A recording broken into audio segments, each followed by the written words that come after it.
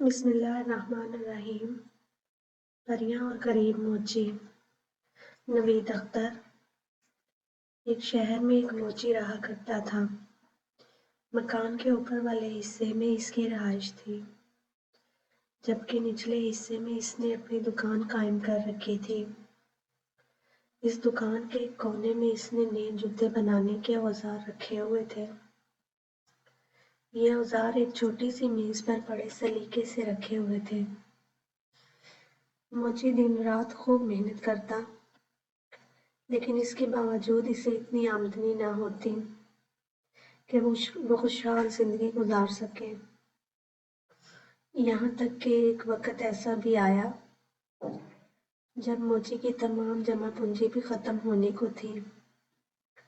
اب موچی بہت پریشان ہوا اور سوچنے لگا، اس مرتبہ بل ادا کرنے کے بعد تو اس کے پاس نئے جوتے بنانے کے لیے بھی رقم نہیں بچے گی۔ یہ خیال آتے ہی موچی کا دل کام سے اچاٹ ہو گیا۔ وہ جو جوتے بنا رہا تھا، اس کا چمڑا وہیں پڑا چھوڑ کر اٹھا اور اپنے رہائش والے حصے کی طرف چلا گیا۔ کھانا کھا کر دونوں میاں بیوی اپنی تنگ دستی کا حل تلاش کرتے کرتے سو گئے۔ دوسرے روز صبح موچی ناشتے سے فارغ ہو کر اپنی دکان میں پہنچا تو وہ بہت حیران ہوا، کیونکہ کل جو چمڑا اس نے جوتوں کے لیے کاٹ کر چھوڑا تھا، اس کے جوتے تیار تھے، اور یہ جوتے اتنے خوبصورت تھے کہ موچی نے کبھی اتنے عمدہ جوتے نہ بنائے تھے۔ موچی نے زور زور سے اپنی بیوی کو آوازیں دینی شروع کر دی۔ آوازیں سن کر اس کی بیوی دکان میں داخل ہوئی تو موچی نے پوچھا، کیا یہ اتنے خوبصورت جوتے تم نے بنائے ہیں؟ موچی کی بیوی نے کہا، نہیں، میں ایسے اچھے جوتے کیسے بنا سکتی ہوں؟ میں نے تو پہلے کبھی جوتے بنائے ہی نہیں۔ موچی نے جوتے اٹھا کر دکان کے دروازے کے ساتھ بنے ہوئے شوکیس میں اس طرح رکھ دیے کہ دکان کے باہر سے ہر شخص کی نظر ان پر پڑتی تھی۔ کچھ ہی دیر گزری تھی کہ ایک آدمی نے آ کر جوتے خریدنے کی خواہش ظاہر کی۔ اس نے موچی کو جوتوں کی اتنی اچھی قیمت دی کہ موچی کبھی سوچ بھی نہ سکتا تھا۔ اب موچی نے اس رقم سے گھر کے لیے راشن خریدا اور مزید جوتوں کے لیے چمڑا بھی خرید لیا۔ خریداری سے فارغ ہو کر موچی واپس آیا تو شام ہونے کو تھی۔ موچی کی بیوی کھانا بنانے کی تیاری کرنے لگی، جبکہ موچی چمڑا لے کر دکان والے حصے میں آ گیا۔ موچی نے 2 جوڑے جوتوں کے لیے چمڑا کاٹا۔ وہ ابھی انہیں سلنے کے بارے میں سوچ رہا تھا کہ اس کی بیوی نے آواز دے کر کہا، کھانا تیار ہے، آ کر کھانا کھا لو، باقی کام صبح کر لینا۔ یہ سن کر موچی نے کٹا ہوا چمڑا اپنے کام کرنے والی میز پر چھوڑا اور رہائشی حصے کی طرف آ گیا۔ دوسرے روز صبح جب موچی دکان میں آیا تو وہ ایک مرتبہ پھر حیران ہوتے ہوئے دیکھا، کیونکہ رات کو موچی نے جو چمڑا کاٹ کر رکھا تھا، اس کے آج بھی بہت عمدہ جوتے تیار تھے۔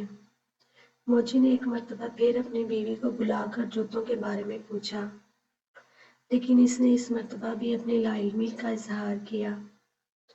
موچی نے جوتے اٹھا کر شوکیس میں رکھ دیے۔ تھوڑی دیر بعد جوتے بک گئے۔ اب تو یہ روزانہ کا معمول بن گیا کہ موچی چمڑا کاٹ کر دکان میں رکھتا اور صبح اسے جوتے تیار ملتے۔ اور دلچسپ بات یہ ہے کہ اپنی خوبصورتی کی وجہ سے کچھ ہی دیر بعد یہ جوتے فروخت ہو جاتے۔ موچی اور اس کی بیوی اب کافی خوشحال زندگی گزار رہے تھے۔ ایک دن موچی کی بیوی نے کہا، ہمیں معلوم تو کرنا چاہیے کہ رات کو کون ہمارے لیے جوتے بنا کر جاتا ہے۔ موچی نے کہا، آج رات کو ہم دکان کی نگرانی کریں گے اور دیکھیں گے کہ کون ایسا مہربان ہے جو روزانہ ہمارے لیے کام کرتا ہے۔ موچی اور اس کی بیوی شام ہوتے ہی کٹا ہوا چمڑا کام کرنے والی میز پر چھوڑ کر دکان میں رکھی ایک بڑی سی الماری کے اندر چھپ کر بیٹھ گئے اور تھوڑا سا دروازہ کھول کر دکان میں جھانکنے لگے۔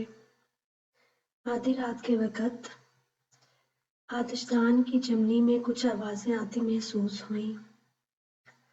تھوڑی دیر بعد انہوں نے دیکھا کہ دو خوبصورت ننھی منھی پریاں ہوا میں تیرتی ہوئی چمنی کے ذریعے دکان میں داخل ہوئیں اور کام کرنے والی میز کے پاس رکھے اسٹول پر بیٹھ کر انہوں نے جوتے سینے کا کام شروع کر دیا۔ صبح ہونے سے کچھ دیر قبل جوتے دونوں جوڑے تیار ہو چکے تھے۔ خوبصورت جوتے میز پر اسی طرح چھوڑ کر دونوں ننھی پریاں ہوا میں اڑتی ہوئی واپس چلی گئیں۔ موچی نے اپنی بیوی سے کہا، بہت دنوں سے یہ ننھی پریاں ہمیں اچھے اچھے جوتے بنا کر دے رہی ہیں۔ میرا خیال ہے ہم بھی انہیں کوئی تحفہ دیں۔ موچی کی بیوی بولی، دونوں پریاں ننگے پاؤں تھیں اور ان کے کپڑے بھی عام سے تھے۔ شاید انہیں کپڑوں میں سردی لگتی ہو۔ کیوں نہ میں ان دونوں کے لیے کپڑے بنا دوں۔ موچی نے بھی بیوی کی ہاں میں ہاں ملائی۔ اسی دن موچی کی بیوی نے دونوں پریوں کے لیے بہترین گرم جیکٹیں تیار کی اور ساتھ ہی دو جوڑے چھوٹے چھوٹے خوبصورت جرابوں کے جوتے بھی بنائے۔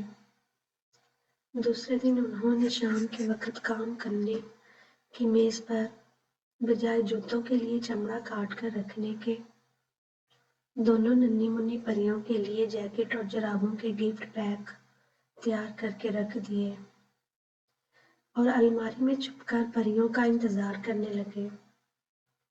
آدھی رات کے بعد پریاں دکان میں داخل ہوئیں اور کام کرنے والی میز کے پاس آ کر کھڑی ہو گئیں۔ میز پر جوتوں کے لیے چمڑے کی جگہ گفٹ دیکھ کر انہیں حیرانگی ہوئی۔ دونوں نے آپس میں مشورے کے بعد گفٹ کھولے تو اس میں چھوٹی چھوٹی جرابیں اور جیکٹیں دیکھ کر بہت خوش ہوئی اور انہوں نے فوراً جیکٹیں اور جرابیں پہن لیں۔ اب وہ دونوں پریاں بہت خوش تھیں۔ خوشی سے دونوں پریاں جھومتی رہیں اور پھر ہوا میں تیرتی ہوئی چمنی کے راستے دکان سے باہر نکل گئی۔ اس کے بعد وہ کبھی دکان میں کام کرنے نہ آئیں۔ موچی نے جوتے بنانے کا کام جاری رکھا جو کہ عمدہ اور خوبصورت ہوتے تھے اور وہ پورے علاقے میں بہت امیر اور مشہور ہو گیا۔ لیکن کوئی بھی اپنے جوتوں کا ننھی پریوں کے بنائے ہوئے نرم و نازک جوتوں سے موازنہ نہ کر سکا۔